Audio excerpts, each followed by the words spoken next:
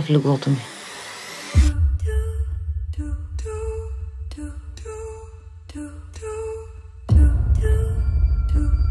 Гората пълна с хора. Какви си ти? Чише, това ти ли си, бе? Ти още ли ходиш на лов? Да, лови мигранти.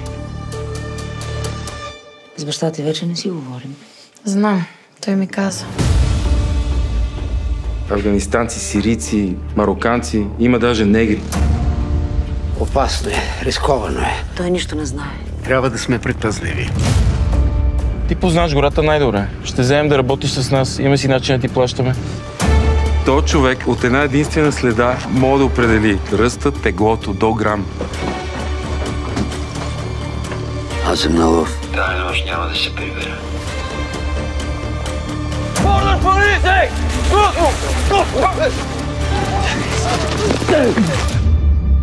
Ти ги преследваш, аз ги крия. И ги храня. Но ще дойде полицията. Това променя всичко. Дай ръцете му. Това, което правим, е напълно легално. Бегай! Има някой друг вкъща? Кой ще ги правите тия хора? За последен път те питам, къде е момчето? Аз предлагам да ги настигнем и да им разкатам фамилията.